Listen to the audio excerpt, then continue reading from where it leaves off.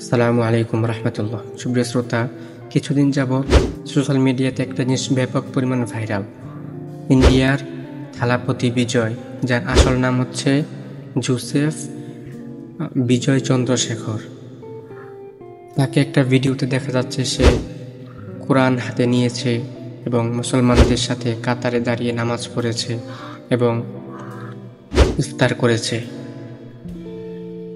আল্লাহ চাইলে কিন্তু আসলে তার মধ্যে যে মুসলমানদেরকে রেসপেক্ট, ইসলামকে যে রেসপেক্ট সে দিয়েছে, আমরা দোয়া করি আল্লাহ রাব্বুল আলামিন তাকে যেন এই রমজানের উসিলায় তাকে যেন মুসলমান হওয়ার তৌফিক দান করে। আমরা কোনো ধর্মকে ছোট করে বলছি না, প্রত্যেকটা ধর্ম যার যার থেকে রেসপেক্ট পাওয়ার যোগ্য। তবে সে যেহেতু ইসলামের এই পথে এসেছে, আমরা চাই সে ইসলাম ধর্মে আসুক এবং তাই আমরা সেই দোয়াটাই করব।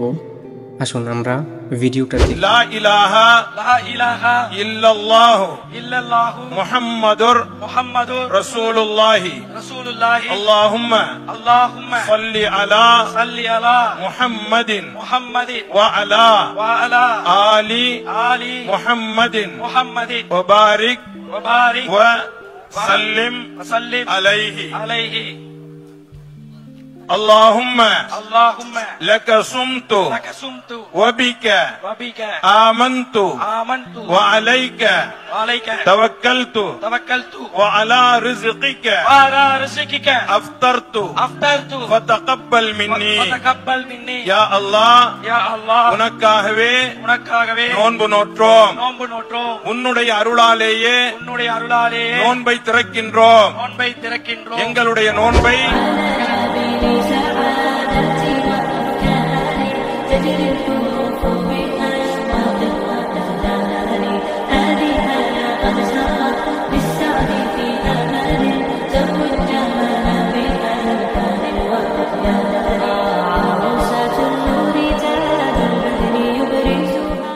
ভিডিওটা দেখে কেমন লেগেছে এবং আপনারা কি মন্তব্য করবেন সেটি আমাদের কমেন্ট বক্সে জানাবেন এবং এরকম প্রত্যেকটা বিষয় নিয়ে কথা বলা উচিত কিনা আমার এবং আপনাদের সেটিও কমেন্ট করে জানাবেন।